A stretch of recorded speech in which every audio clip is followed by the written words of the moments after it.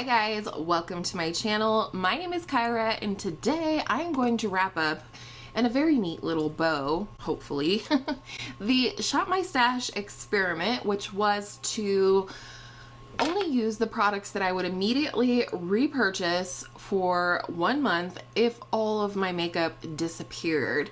This experiment was inspired by Hannah Louise Poston as well as Sarah Hubler, and I will have any related videos of theirs linked down in the description box.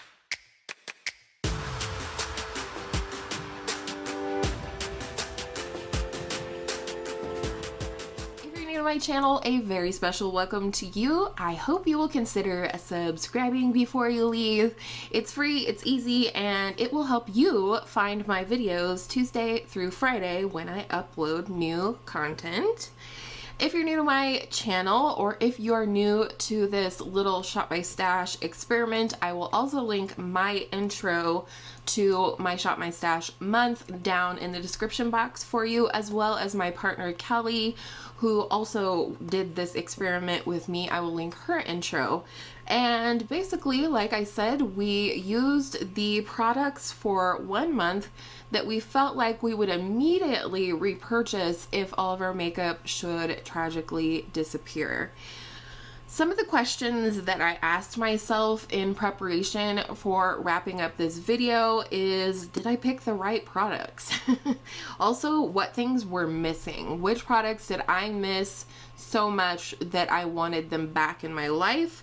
As well as, are these really the ones that I would choose again if all of my makeup disappeared? In case you didn't see the intro, I picked a lot of makeup, way more than Kelly. In fact, Kelly picked literally one product for each part of a makeup routine. I was so impressed, and I was even more impressed with the content she was able to put out with such a limited, very minimalist collection. If I had it to do all over again, would I pick these same palettes?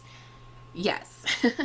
Persona palette, that's a no-brainer. This puppy would forever be in any video that would be similar to this, where I'm talking about my must-have makeup products. This is a #1 eyeshadow palette for me, and I used it a lot this month, including in my neutral eye and bold lip video, which I will link for you. Next, the face palette that I picked was the NARS Make Up Your Mind Eye and Cheek palette. I'm really glad that I picked this. I didn't get a ton of use out of the eyeshadows, unfortunately. I really wanted to use the 2 glitters, but alas, my glitter glue went bad, or broke, essentially the packaging. So I wasn't able to do that, but I do want to try that soon.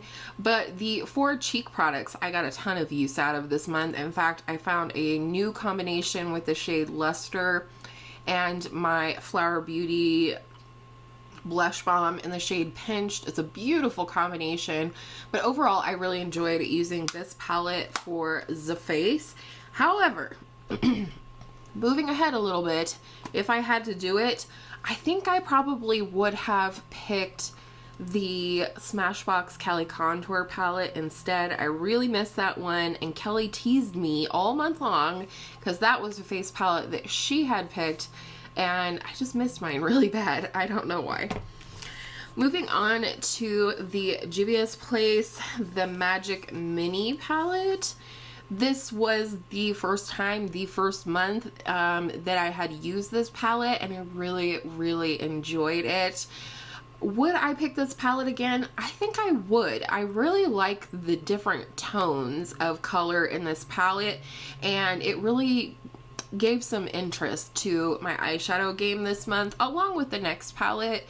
But this was really fun to explore. I did put out a 4-look video in which I gave 4 different tips for including color and working your wearable color into your eyeshadow routine, so I'll link that for you. And then this month, as a part of the Shop My Stash and the fact that I do videos like this every month, I did revive my ABH Norvina collection volume 1. Again, I'm really happy that I chose this palette to replace in my Shop My Stash experiment. I did do 2 looks with this palette in my Reviving My series, so I will link that video for you. But I had a lot of fun. I did a really cool peach look with this row minus the mustard yellow.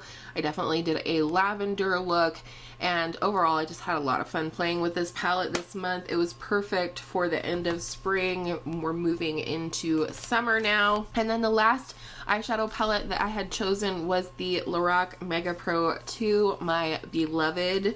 I didn't hit any additional pans this month, but damn if I'm not super close. And I did get a lot of use out of this. This was definitely more of my everyday palette, especially when I wasn't filming. I was reaching for this one. It's very quick, it's very flattering, and I definitely would include this one again 100% if I had to do it over, because I just love this palette. It's so beautiful, it's so perfect. It's definitely like an old friend. So if anything, what did I feel like I was missing from my eyeshadows that I chose for this month? Really honestly, and this is maybe gonna sound silly, but like some smaller, more edited palettes, specifically my little Natasha Denona mini palettes, as well as my e.l.f. bite-sized palettes. I missed these this month. There's the mini retro, which I definitely specifically missed because I just got it. I love this palette for just a quick and easy look. And then I did purchase this month the mini glam, so I'm excited to get into that one. So just overall, I've been missing smaller palettes, quads, quints, things like that, just because I like them. I like them for every day. I like them when I'm in a hurry, and I just like them. So if anything I felt like I was missing from eyeshadow, it was just maybe a couple of little abbreviated color stories that I could grab in a hurry. In terms of complexion, I feel like I did pretty well. The 2 things I think I could have gotten away without is the Clinique foundation, the Even Better makeup, because I really only use this one time and I just don't use a full-on foundation very often, as well as my Bare Minerals Bare Skin Complete Coverage Serum Concealer in the shade Light.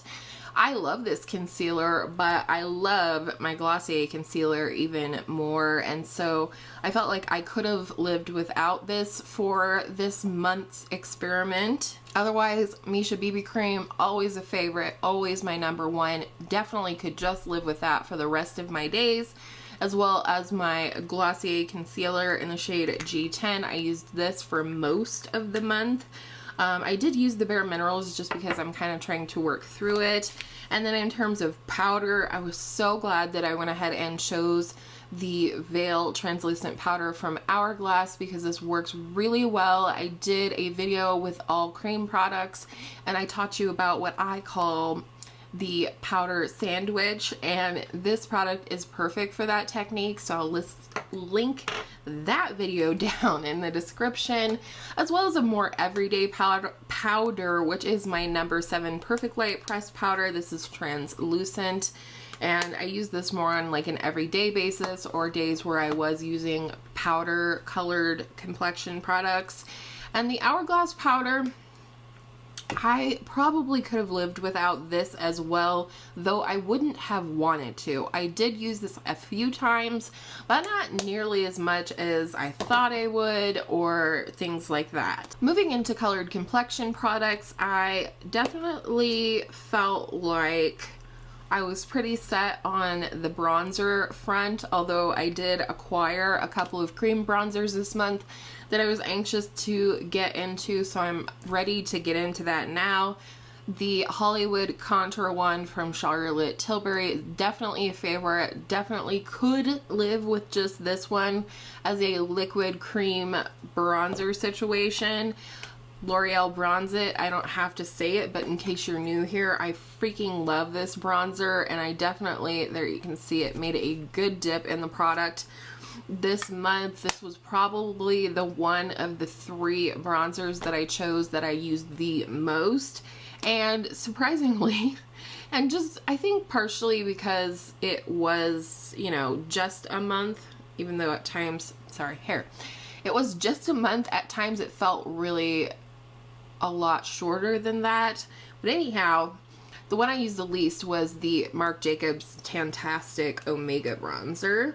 And I love this. Like, this is definitely a favorite. It's just the one that I wasn't reaching for this month. Apparently I wasn't looking for a matte bronzer specifically. So I felt like I did a pretty good job choosing those bronzing products. And I don't know that I would add anything to that except for maybe some of the new products, but those weren't a part of this experiment. Oh, and I forgot to mention that the Too Faced Primed and Peachy Cooling Matte Skin Perfecting Primer that I pulled for my one primer besides the Coats SPF that actually functions as a primer for me. I used this like twice. I think it's getting old.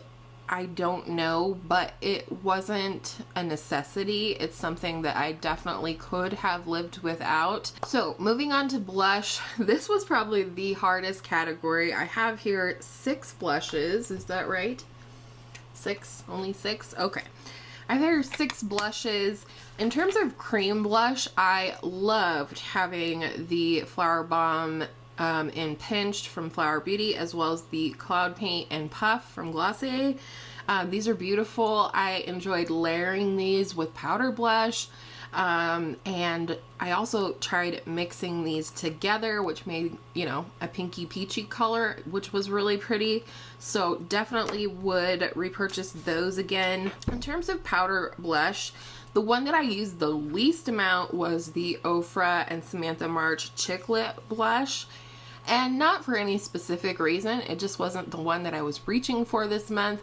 And I have to say, I feel like, I can't swear to it, but I feel like this one is very similar to, in terms of how it appears on my skin anyways, to the Pillow Talk blush. I mean, I guess if you look at them, you can even kind of see where when mixed together they would be similar on the cheeks. And I definitely prefer this formula, only because there isn't a lot of kick up. It's very buildable and so on. This thing, I mean, it's like every time I stick my brush in here, while I love the product, I like how it looks, everything like that, it's a messy application, barely touching my blush brush in here, and it's like, poof. So that's a little frustrating. I will say that I could have lived without this blush, and the other blush I probably could have lived without or exchanged for a different blush in my collection is the Persona Cosmetics Super Blush in the shade Caramel. Really pretty, but I think because I prefer Dulce Vita from NARS, which was in that face palette that we talked about, I just didn't use this one a whole lot. I'm still getting to know this one, and I did finally, this is an aside, side note, sidebar, I did finally get the Georgia shade, so I have both. I knew I would pick this up as soon as it came back into stock at Ulta, so I did do that. But ultimately, I think I could have lived without this blush for this month.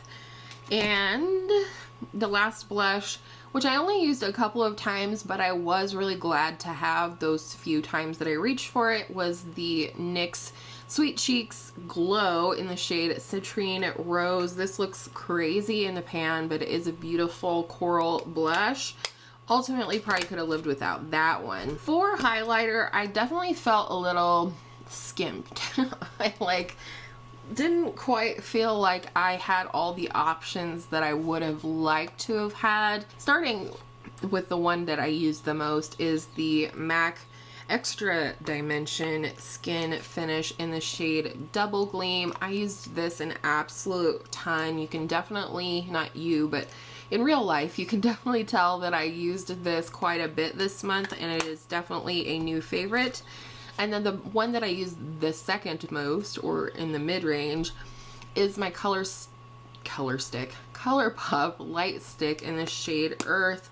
This is a really pretty pinky champagne color, and this was my only cream highlight, so I did really enjoy using that.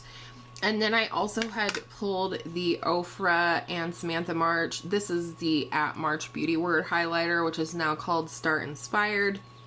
But I did really enjoy using this. However, I thought I would enjoy using it because of the two shades I actually mixed them both together for the entire month whenever I use this one. And one other eye product I forgot to speak about is that little Charlotte Tilbury Eyes to Mesmerize cream shadow in the shade Marie Antoinette. While I only got a chance to use this a couple of times this month because I was doing specific content with each of the eyeshadow palettes I showed you, I was really glad to have this. I did feature this along with one cheater shadow from Revlon in my all cream get ready with me video, so again I'll link that. But I was really glad to have this. This is my go-to fast one eyeshadow look, and it just can't be beat in my mind. And then we'll lastly talk lips. I was happy with the lip liners that I picked. The only one I didn't use very much and thought I probably could have lived without was BFF2 from ColourPop. I love it. I just wasn't sporting a brown lip liner this month. In terms of lips, and one of them's missing because it's in my purse, so we'll talk about those two. The two I probably used the most this month were these little Revlon Super Lustrous Melting Glass Shine lipsticks. This is glazed mauve, and then I also have the nude shade, which is in my purse. I use these a lot this month. They're just very comfortable. I definitely would repurchase these if I lost my makeup tomorrow, which please Lord don't take my makeup from me. The other two lipsticks were two from Charlotte Tilbury. I had the nude in Very Victoria, which I definitely used a lot this month.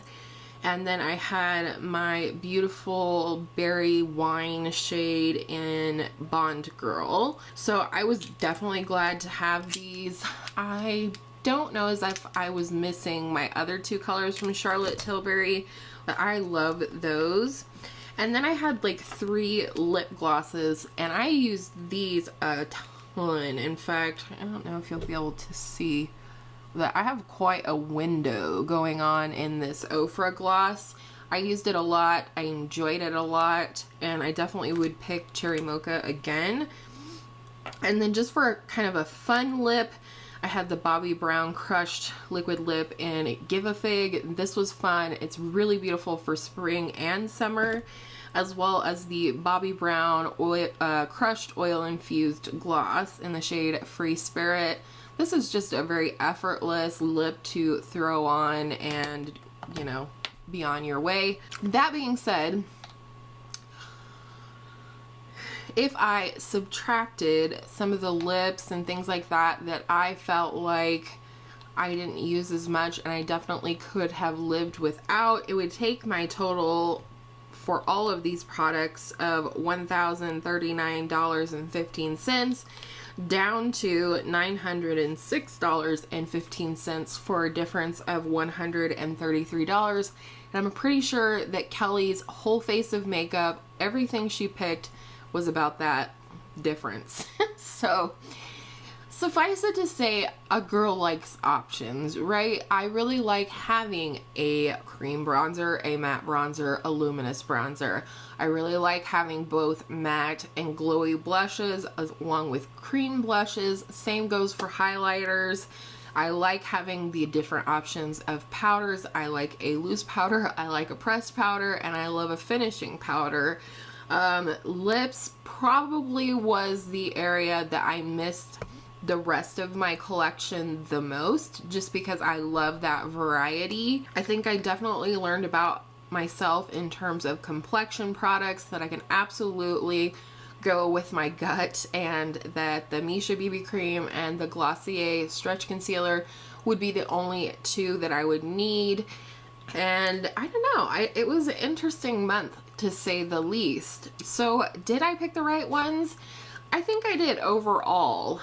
Like I said, there was a few throwaways that I absolutely could have lived without for a difference of $103.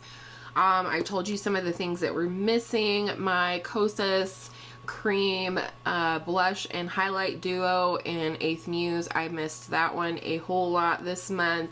Again, the Smashbox Cali Contour palette. the Natasha Denona Mini Retro palette specifically I missed, as well as my other small palettes. I was sorely missing my NARS Velvet Matte lip pencils this month. It's definitely right up there with Charlotte Tilbury for me in terms of a matte lipstick formula that's very comfortable but doesn't feel or look dry on the lips. All I can say overall is I'm kind of glad this experiment is done, only because I have all this other makeup, right? Like, my makeup didn't actually disappear. I didn't actually repurchase these items. All of my makeup is in the drawer below me, as well as in this little chest over here. And so it kind of haunted me throughout the month that I could be, or maybe even should be, giving love to and using my other makeup. So that's what I'm going to do. So that's it for this little experiment. I would love to hear your thoughts below. Have you ever done anything similar with your own collection? I will say that a new Shop My Stash video will go up tomorrow. I'm not going to tell you what I'm shopping my stash for yet, but I will say that I am shopping my stash solo this month. Kelly has some stuff going on, but I do have some exciting things that are going into my Shop My Stash for this coming month. I will say one consequence, maybe, I don't know that it does directly relate to this little experiment, but I bought an absolute lots of new makeup in the month of May, and it was weird because I bought the stuff but I really didn't allow myself to use it. The only things that I used were my Fenty cream products that my family got me for Mother's Day, as well as 2 Clinique products. But I just want to reassure you guys that I'm going to continue the theme of using what I have and featuring types of products and tutorials and things like that, and versus promoting or anything like that with my new makeup. So that about wraps it up for this one. Lots of info to mull. I definitely went a little crazy. I don't know, I think I could have gotten away with less, but I think as a YouTuber, it would have been harder for me to get away with less and still bring to you the fresh and interesting content that I like to create. So I hope you are all staying safe and well. I hope you're being kind to others, but most of all to yourself and your loved ones. And I hope if you're wearing makeup right now, and I hope you are, that all of your makeup days are absolutely beautiful Shop My Stash makeup days, and I will see you tomorrow with the new theme for June.